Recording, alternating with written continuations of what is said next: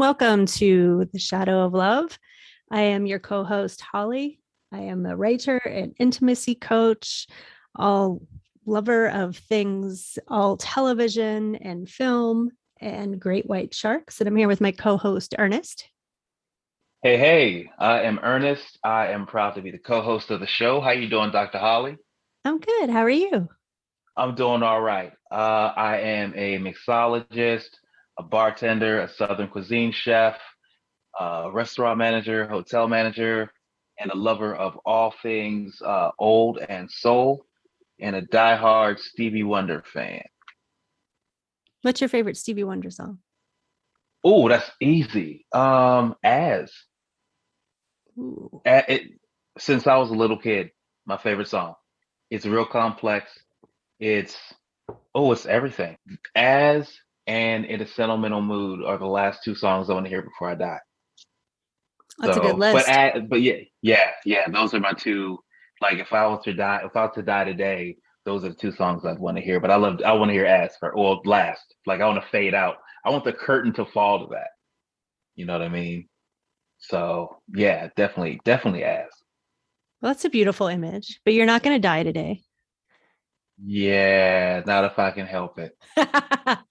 But we are going to talk about red flags in relationships and kind of the warning signs that people should be aware of so that they don't potentially find themselves sucked into negative situations. Um, do you have a time that you can think about where you were in a relationship where you kind of missed those flags or um, just didn't see something coming? All the time. All the time. Yeah. You know why? Because I lead with um what I tend to do when I was younger, and I finally got this a few years back. What I thought was like when I look at a woman, like when she had fire in her eyes, I realized now that was crazy. It was, you know what I mean? Like, oh, she got passion for life. Like, nah, this chick knows how to throw a brick through a window. You know, like I have had times where I thought that, well, maybe, she just likes to drink like this, you know, on the weekends. But like, nah, this chick is like she's doing St. Patty's Day every day. Or, like Friday through Sunday is St. Patrick's Day. I've had those kind of instances. I've had the um ooh crazy. I don't you know what? I don't want to say I'm gonna stop saying crazy so much. But in certain instances it's just fucking true. Where I didn't know when people show up at your house unannounced and you let it go, and then the next thing you know, you look out the window at night and you see them sitting out there in their car. I've had those kind of red flags. I've had, oh man. That's not just a red flag. That's like a lit up warning sign. that's a You just need to run, find a that's new a place to live. that's a strobe light. You know, I used to be so optimistic, and I used to let some I let some stuff go until it caught me. Another warning sign is, I'm not gonna say names, but if you're having sex with somebody and they're on their back and you can see a dude's name tattooed the whole way across the top of their ass. True story. I'm not. And they turn around and look at you and say, in the middle of throes of sex, they turn around, look at you and say, I can explain that. Like, no, I'm gonna get it, I'm gonna have roses put all over it. So it doesn't look like, like a name. I'm like, it's just gonna look like a rosy ass name. Like, ooh, true story. True. Now is not the time to explain. Now's not the time to explain. You know, you you could have started with, "Hey, we're getting kind of hot and heavy. There's something I need to tell you." You know, and just lead with the tattoo. Just say, "Hey, I was with this guy and it was serious, blah, blah, blah. And, my dumb ass went out and got his whole name tattooed across my ass. So I need to know if you're with that. You know what I Right. mean? Yeah. So yeah, I have so many stories. And I guess that's what we're here for. Right. So what would be if you had to pick like your top three red flags? What would you say are the things for you that kind of scream like, hell no, not going there? Ooh, red flag number one depends on what part of the country you're from. Oh, that's You interesting. know, yeah, like I'm not gonna say anywhere in particular. I'll make up an imaginary place like, well, let's call it Las Vegas. If you're from Vegas,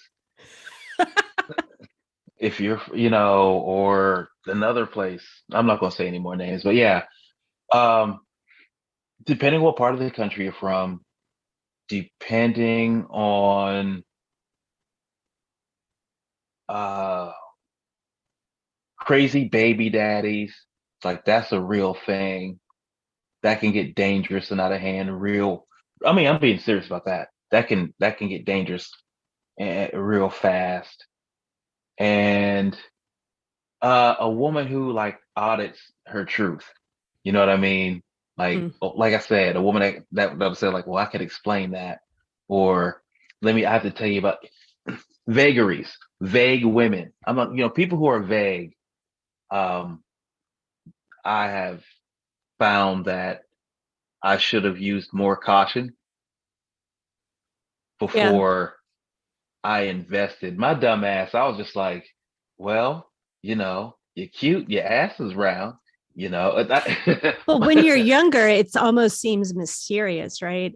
And it kind of draws you in a little bit because it's like, ooh, there's this person, and they kind of won't tell me everything. Maybe there's some kind of trick to getting in the door, and it just seems kind of sexy. And then you get in the door and you realize like the house is a fucking mess. Nobody's been there for years. The cat's running wild, the litter's overflowing. Like it's just no one should be living there.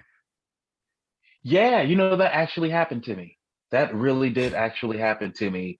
Like, how are you living? Like, it's a true story. Um, it's true. It's a true story.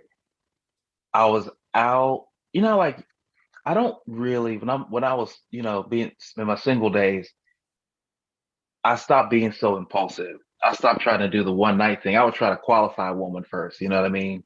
Meet her, talk to her, whatever. But I have gone to some messy fucking cribs. I have gone I have gone into some real dumps. I'm sorry for laughing, but I've walked into like, how are you this put together? And it looks like it. Ooh, like those places where like the police come and they're like pulling cats and that kind of shit. Yeah, I've walked into some real dumps, and now's not the time. At like three in the morning is not the time to start cleaning up. Now's not the Right. time. 6 months ago was like like bitch, you need to travel back in time, straighten the shit out. But yeah, uh, and I've had, and you know what? I'm gonna quit. I'm gonna let you go because I know you have some just as good as mine. um I think for me, red flags, you know, I'm with you on the vague true thing. I think that's probably my top one just because I found that one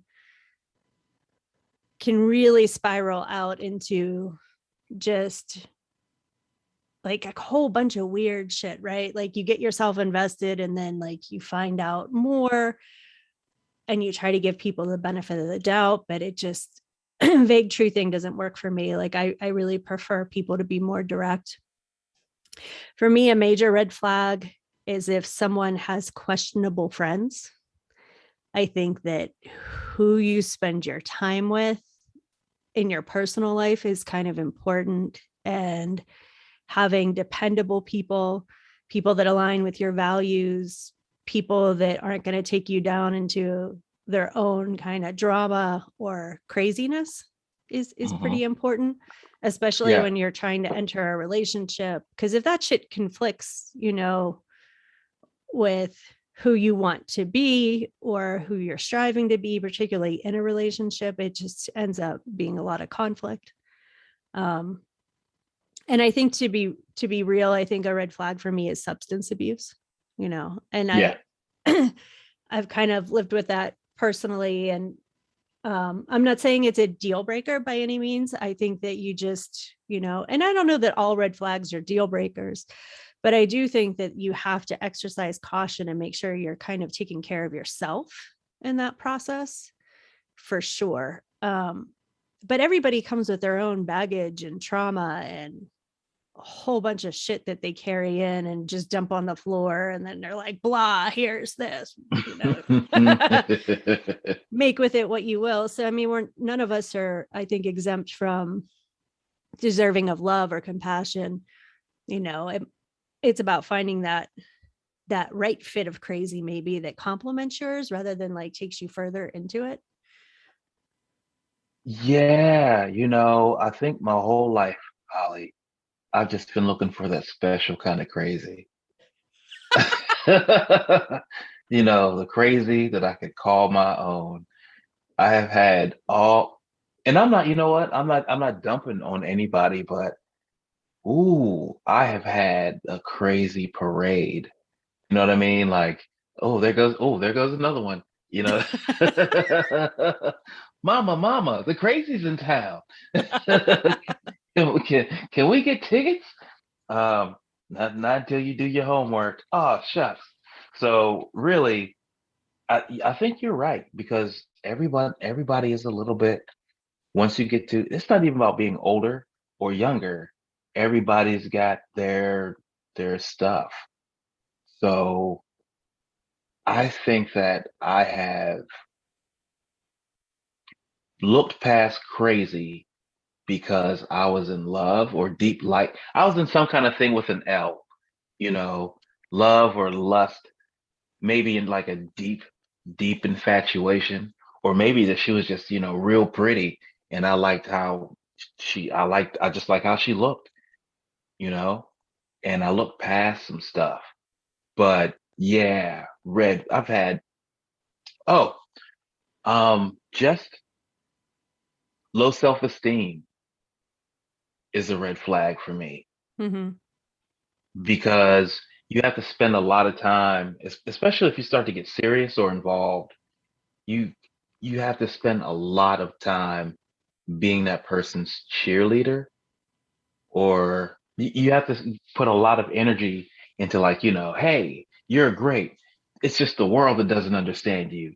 And you got to shake the pom poms and do all that stuff just to motivate them. And it's fine if you really care, but it's a lot. You Right. know what I mean?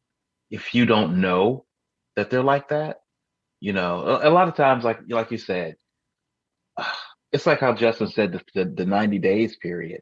I think I'm gonna start doing that because it gives you enough time to really see enough to say if you want to buy it or not.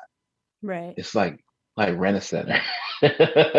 Right. We discussed that in another show where you give people like a 90-day probationary period. And then if you can't make it through that, yeah.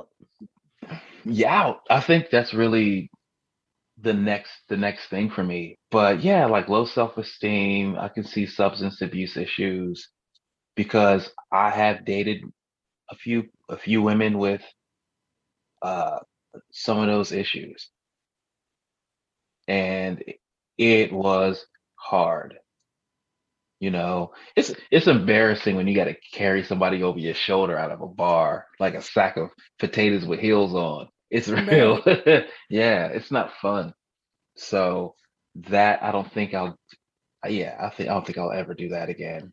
No, that's hard. And with substance abuse, I think if you're in a position where that person isn't sober and there's an instance, you're the one left with the memories of what it's like when they weren't sober, but oftentimes they don't remember. And so they can't kind of really do a self-reflection on what they did because they just don't know.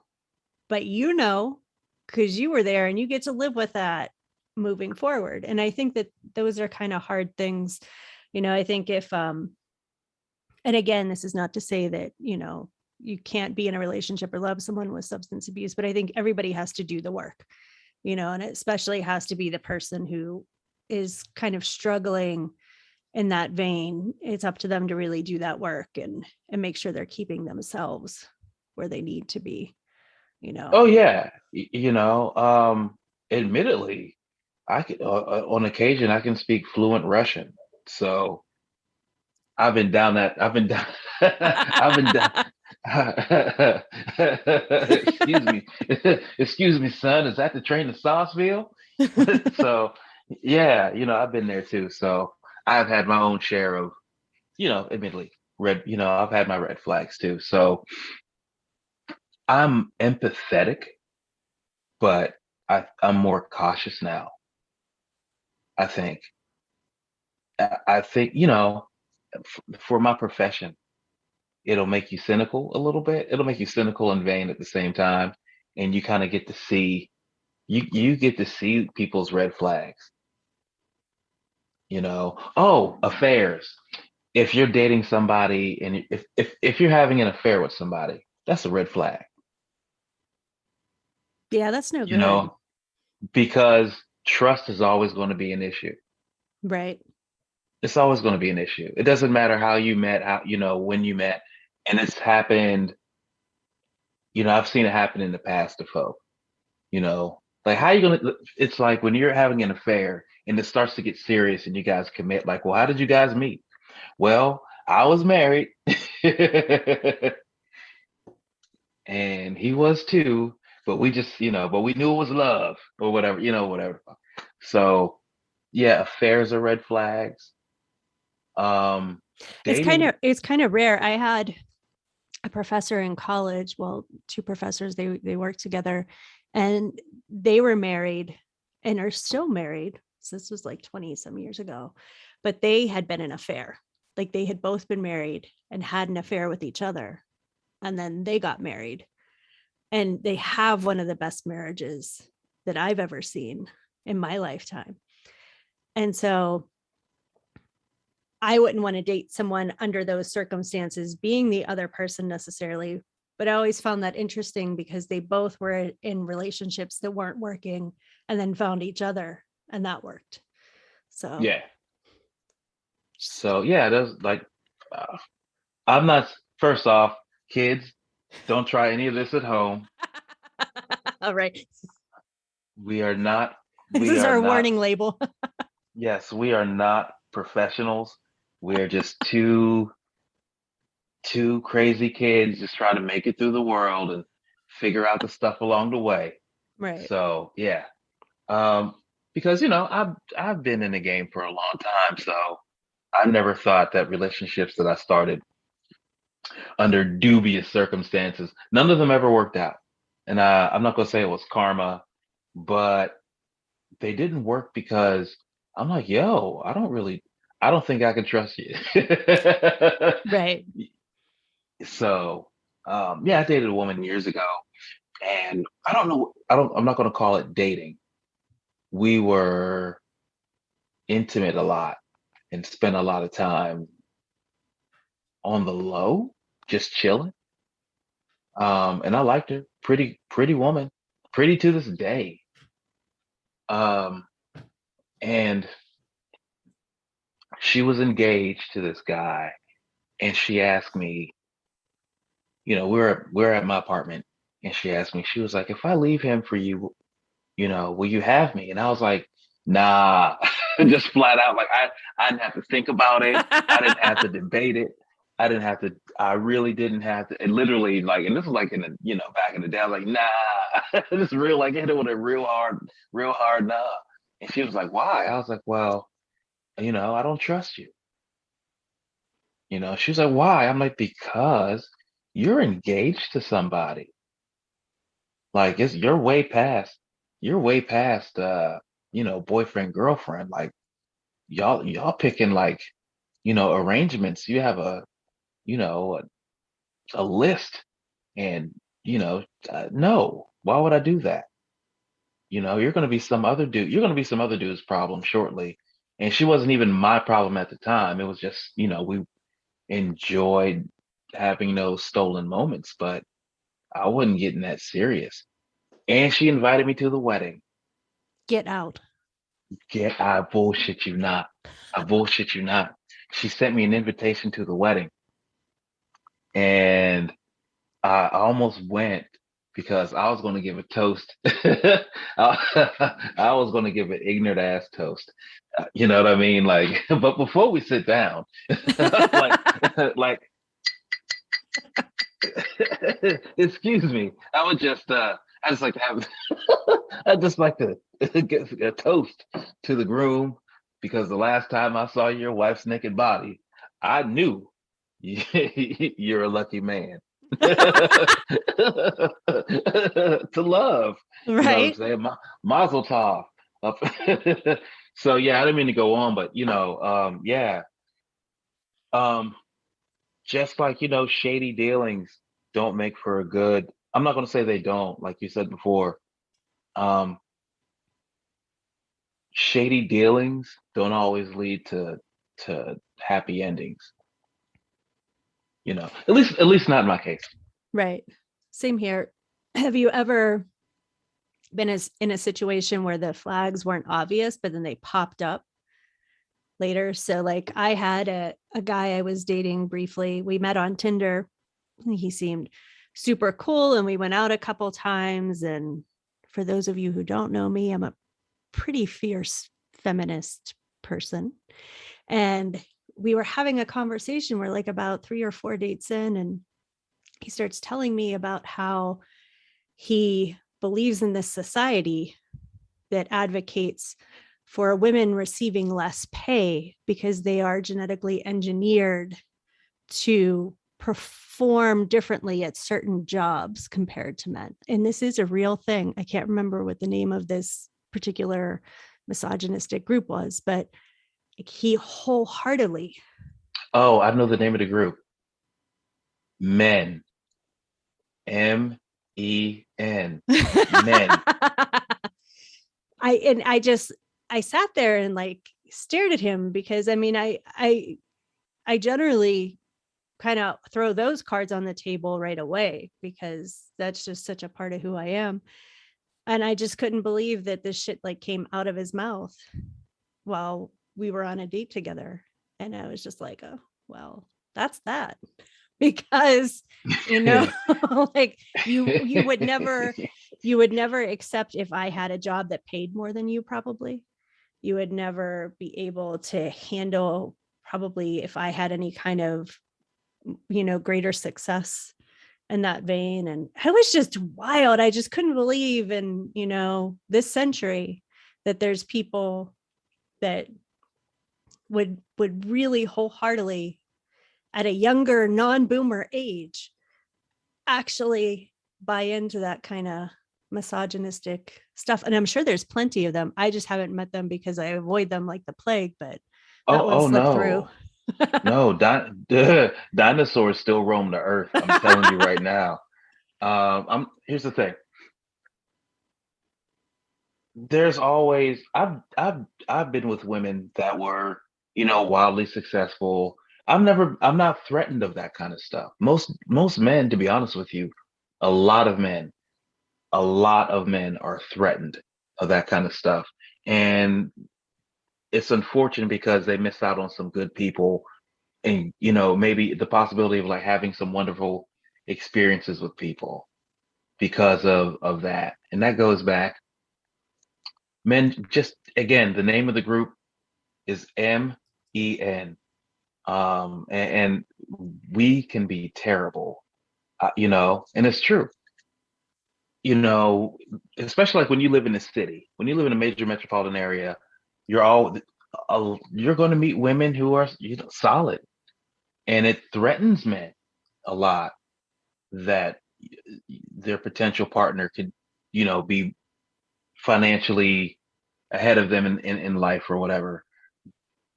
But I heard years ago, this was years ago when I was at the Crawford Grill years ago, it was a bunch of old dudes sitting around the bar, and it was a circular bar, and they were having the same conversation about how they can't date or marry a woman that made more money than them. And one of the guys who was a very popular dentist, I think he's still alive in Pittsburgh, he said, "Well, y'all dumb as hell." He was like, if she makes 75,000 and you make 50,000, when you come home, there's $125,000 there, you know? And the guys just weren't just threatened of that. So I ended up, and this is true, I ended up dating a lot of professional women more often than not because one, they're really available. So yeah, I've never been threatened of it. I like it. I really do. I mean, there can be some things that go along with that too. There's challenges in every relationship, but most men, that is most men. I hate to give up the secret like Penn and Teller, but that's most men. Yeah, this is some Penn and Teller shit. Like most men do not want to have a woman in their life that makes more money than them or is more successful. They just don't. If they're not comfortable with themselves, then they can't. They just can't. They won't do it. They're not going to get in that bag.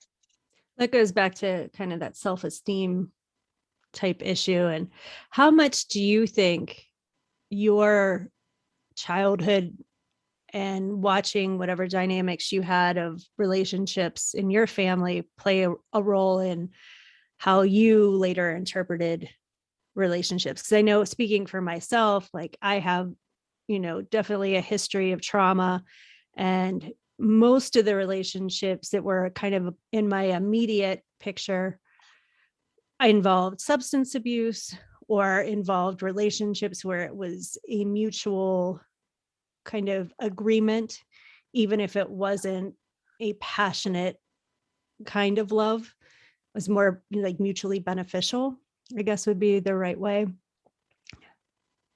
But often, like a lot of them still had like red flags all over the place. But I don't know if it's generational that people just didn't have the resources and the ability to be able to leave those things. I know women didn't, right? We just didn't No. have those kind of options. And how that, like, and I've thought a lot about how that's impacted my ability to kind of, it took me a really long time, probably at least 30 years of my life, to have an idea of what lens I saw things through because of the ones I had been presented that had been presented to me as a kid versus the one I had to develop for myself finally, and to be Yeah. able to function and feel like I was able to really take a good hard look at relationships in an honest format. What do you feel that's contributed for you?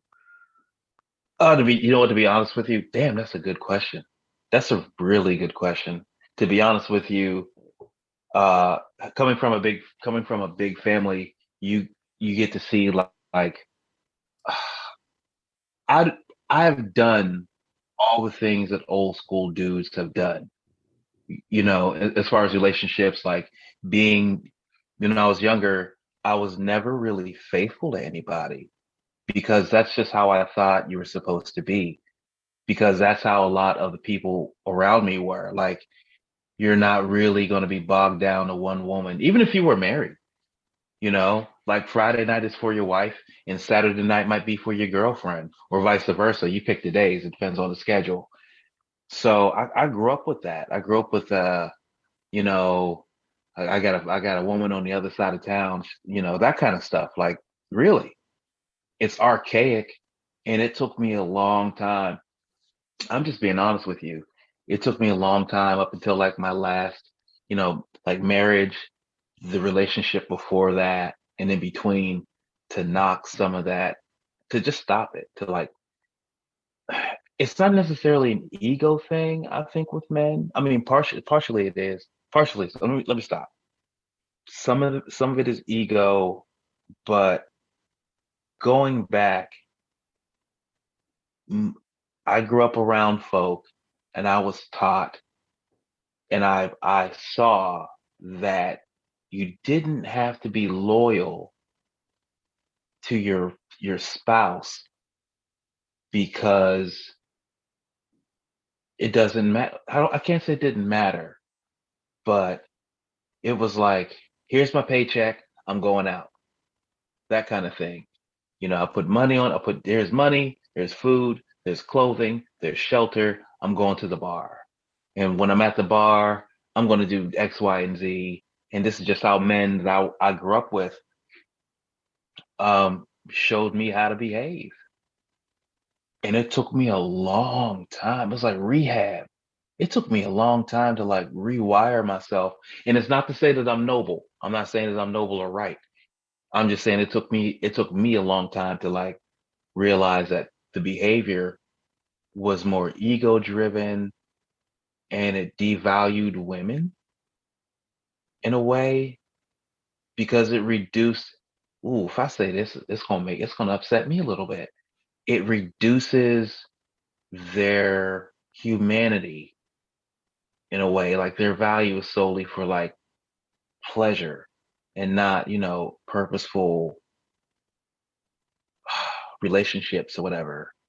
I just grew up around dudes who just didn't value women, and it took me a real long time to stop it. And anyone who knows me from my past knew how I was. I was an egotistical bastard, and it took me, and I regret a lot of stuff that you know what I mean, that kind of stuff. But that's just how men are of that generation, and I don't think that it'll change. I mean, some things will improve, but I don't think the basic behavior of what we do, as far as with women, is ever going to change. Why do you think that is? It's just something that's baked in. Like it's just in the ingredients. It's unfortunate. Things that I don't know, I don't know what I am as far as like a feminist or whatever, but I love women and I respect them and care for them and some of them are downright delicious. But I'm just saying, I I don't know. I don't think men are ever going to really change. I think we'll evolve, but some things will still be in there. You know, it'll just be in there. It's like Coke. It's like Coca-Cola. When they change the taste, motherfuckers get mad as hell. Right. So yeah. Well, how do you work towards, moving away from that and having a son? How does that interplay what you teach him about like love and relationships and Oh, a while back he was talking to me about the Chronic album. You know, his boys talking about the Chronic album, and I was like, well, who? You know what I mean? It was like, who told you about the Chronic album? But he's a kid. He's into music, and I guess he heard it somewhere. And we were in the yard talking about it, and it was at one of those come to Jesus moments. Because I was like, dude, do you think that your mom is a? We had a real deep conversation about the value of women and the value of yourself. So it's harder now because you look back and you're like, God damn.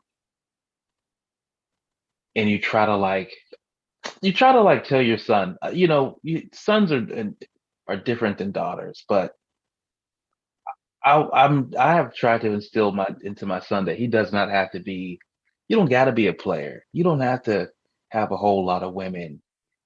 Take your time and don't, you know, I was honest with him, all the time about the fact that, yeah, I was, cute and ran around, but it didn't make me feel good. And it certainly didn't make the people I was with feel any better.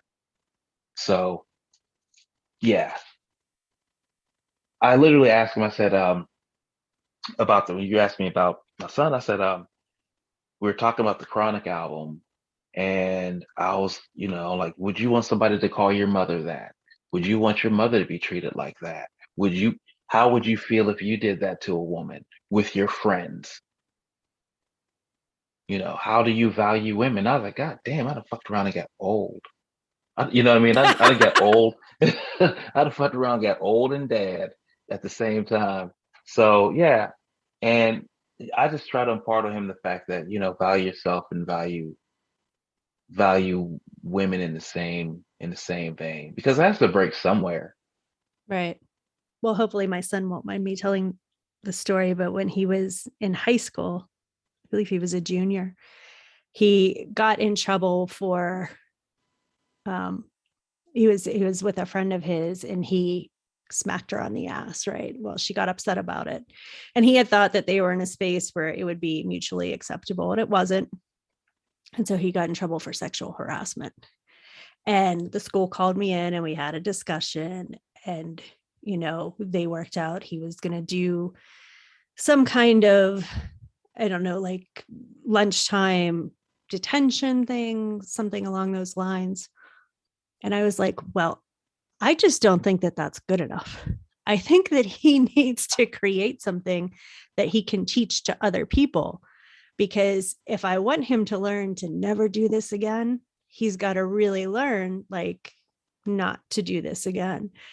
And the school was kind of like, okay, but I took a pretty hardline approach about it. And I was like, I think he should have to, talk to his fellow students about, you know, why he made that choice, why it wasn't okay. And he was remorseful. And, it wasn't like it was something where he joked about it or anything like that. But it was really funny to me that I was more willing to have him go through that than the school was in terms of boundaries and setting standards. And my son's actually a really lovely human being. He's 20 now, and just I feel that whatever lovely lady ends up in his life is going to be very fortunate. But I had to work hard for whoever that woman is. You can thank me later. um, but I look at that and I have no regrets about sometimes coming down a little bit hard about certain things like that, because it really is a tough world to discern some of that. And then that muddles those situations even further, because you do have men still being educated in, images and social media and film and television about a certain kind of way of being a man. I think it's slowly changing. I think there's Yeah. alternative versions that are presented, sometimes not mainstream though. And so there's movement there, but in the meantime, you know, someone has to pick up the slack and make sure that it sticks Yeah. and be that person, because you don't want to be the person who has the child that is the one giving off red flags, right? I don't. No, no. And that, yeah, that's the thing. Uh, my dad instilled some pretty good values in me, and I kind of sometimes along the way, depending on how round the ass was and how pouty the lips, I kind of I violated my own code a few times, and have come home to a pile of burning sweaters and shit. Yeah, so yeah. So as far as I've read, oh man, I've had so many moments where I should have, and everybody has, where they say, "Oh man, I should have, nah, I should just backed away from that." I fall for, I fall for like cute to pretty crazy. You know what I mean? Like cute slash pretty. If she's cute slash pretty, I have made some negotiations with myself that I probably, you know, yeah, because I have a type, and that type sometimes turns out to be, you know, I'm not gonna say, yeah, crazy. crazy or unstable or needs help. So yeah, bipolar, uh yeah, all of that, So unfortunately. we had a letter from a viewer who wrote to us, Atreyu Wolf, asking about women with too many red flags. I love to feel the excitement of connecting with someone new and all its butterflies and giggles. But then I ignore obvious things like they're an alcoholic or our lifestyles and life goals just straight up don't match. How can I change my self destructive behavioral relationship ways? Oh, big up to Atreyu for being first our first letter. Thank you so much, man. I appreciate you, and please keep supporting our show. I would say, and this is just true. I would say take a step back when you start. Don't rush into anything. Do a lot of listening. Take some notes. Really get to know her, and maybe if ask other people about her. If you know other people that if you share an acquaintance or check out her, her profile or whatever. But take some steps back. That's what I'm like again, I'm not an expert, but if you feel apprehensive about something from the beginning, this is a true story. A pimp, a pimp that I knew growing up. Is a real pimp. I'm not gonna say his name, but I'm from Flint. You know, there's some stories, but a real pimp told me this. He said, how you start with a bitch is how you finish with a bitch. Now, I'm not calling women bitches. I'm just saying that's what he said. If it starts off crazy, yeah, it's poetic, isn't it? If it starts off crazy, it's going to end crazy. The things that you see that are a little bit crazy are going to get big crazy. If he or she wants to have small fights, once you're hooked in, those fights are going to get bigger. If there's a little bit of toxic in it, by the time you get to another point down the road, 6 months into a year, you're in a nuclear waste dump, and you don't realize how you got there. It was one of those things where you slow roll into another person's unstableness that you just started accepting along the way, or you think that you can change it. So I would say, this is just me. I would say walk. If you feel like something is not going to be right, take a step back or just walk away. Literally walk away. No one's making you stay, boyfriend and girlfriend. Boyfriend and girlfriend is so easy to break up. There's not really anything in the middle there. What, you want to take my CDs back or like my Blu-rays or whatever the fuck. So if you feel any kind of apprehension,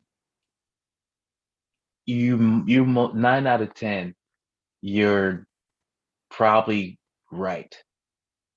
Hindsight is 2020, but getting your car keyed is going to fuck with your insurance. Yeah. So that's all I gotta say. I would say examining, like doing some self examination of habit. If, for instance, you find out somebody has substance abuse issues, maybe you shouldn't meet people in bars. Maybe changing like the venue or the way that you are introduced to people. And I think it's really important. And I think I come off a little, probably almost crazy, but intense about this stuff when I'm dating people, is that I will ask very direct questions, which may seem like it's a little too much, but it's just me not wanting to waste time. Like I'll straight up ask someone like, what do you expect to have out of your life in 5 years? What kind of financial picture do you see for yourself? Like stuff that you would typically wait out of polite. Like I'm just not polite. I just I don't fucking care at this age anymore. Honestly, I don't have time. And so really parceling out if that person's goals would fit into my life and vice versa, and if it would look like it's going to be something that's mutually supportive. I think it's really important to just not dick around, like really ask the hard questions and, you know, make sure that you know where that person's coming from. Make sure that you know that their family's not crazy, because like that's a whole other thing. Like that person could be okay, but if their family's crazy and you got to deal with that, you got to weigh like, do I really want to go there? You know, like you mentioned, Oh, having kids, make sure that you know what kind of parent they are and what that other co-parent looks like, and you know, and ask all those things, and make sure that you are getting the answers that you feel are important, and just remembering that like the butterflies and giggles, that stuff just eventually goes away, you know. yeah. And then you get into again that business of love and having to do the everyday work of maintaining it. And so just understanding that some of these exciting neural impulses that we have with dopamine and oxytocin and all these little hormones that go raging are just a way for us to find someone we could potentially connect with, but it doesn't mean that you have to stay connected to them. And I think that's where we get a lot of like love and lust confused. It's okay to lust and Yeah. just enjoy that and, you know, ride that out, but it doesn't mean you have to marry it and put a ring on it and all that happiness. Yeah, but you may have to call the cops on it. So you may have to, you know, 9-1 and just be on that one, just waiting to hit that one on that shit. But you know, just I don't know. I, as far as what like Trey's asking, you really, I'm going back to that screening process, man. You know, go back to that screening process. And you're right. Ask them hard questions. And I don't even think it's a matter of age. It's just things that you want to know, you know. Things can go from casual to cohabitation real quick sometimes. You'd be surprised. So you might not find out something about somebody like how they cut their toenails. That's a personal thing with me. You know, like little things that'll drive you crazy. So take your time. Don't rush into it. See what you need to see. Forest in the trees, all that stuff before you really, really dive in. Like that pool's been there for a long time. It's You know what I'm not saying? going So you anywhere. don't. Yeah. It's not going anywhere.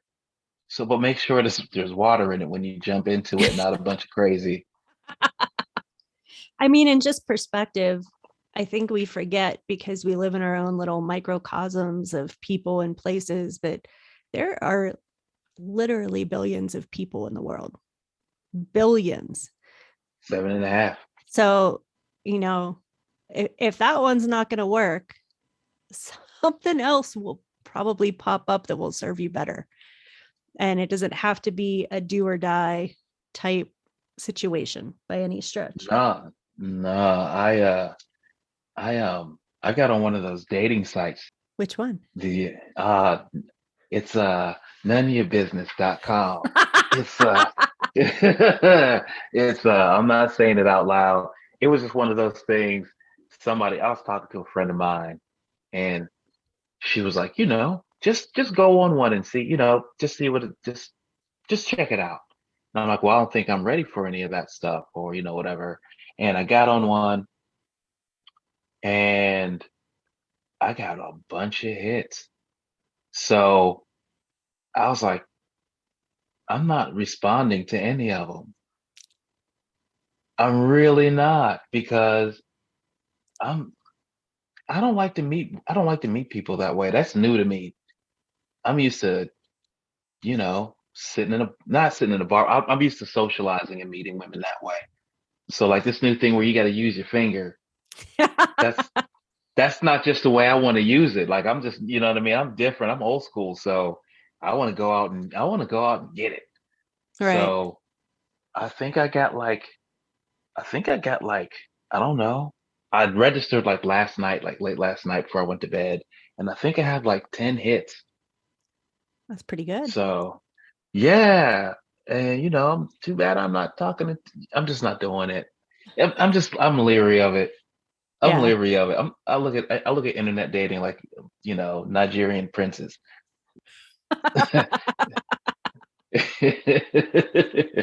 We'll have to do a whole show on that one. Yeah, yeah. So I'll let you know how it goes. I'll let you know if yeah. I'll tell you, you know what? I'll tell you later. I'll tell you which one it is later. I'm not going to share it with because it's my first time doing one of these things, and I didn't realize how fast you post one picture, you don't realize how fast those dings come back. So I was getting dings in like, Did you ever think you'd ever be a virgin at anything ever again? you know what? I'm excited about it. That's the thing. I'm excited, but I'm not. I'm not ready. That's all right. But I will. You know me. I'll get there eventually. Yeah. You'll be the first. You'll be the first to know. So, what kind of final imparting advice do you have for anyone when it comes to red flags? Run or walk away slowly. Walk away slowly. Throw down some ninja smoke.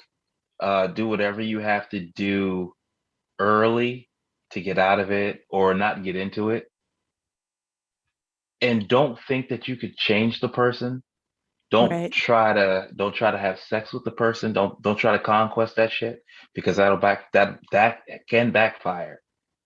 Don't think that it's not going to happen to you when the crazy comes down. The crazy comes down. I'm gonna tell everybody get therapy. Just get therapy. I'm gonna stop there and I'm gonna go on.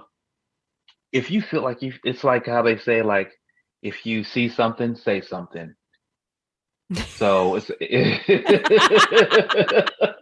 All right. Well, it's true because sometimes other people ignore that stuff and then they let you be the one to like figure it out on your own. So, my parting words of wisdom would be like get references. Ask to meet a friend, someone who knows them, so you can kind of see them outside of whatever universe you've created within your own little space. And so yeah, you can see how that person acts in different circumstances, because often, that's very telling as well. yeah. I'm gonna have to put my next relationship in my mama name. I think. I don't want this on my record. Right. Well, thanks for joining So us today. Thanks, Ernest. yeah. No, my pleasure. Thank you for having me. And we look forward to having you listen to us for the next one. And please remember that if you find yourself in darkness, we always hope it's in the shadow of love.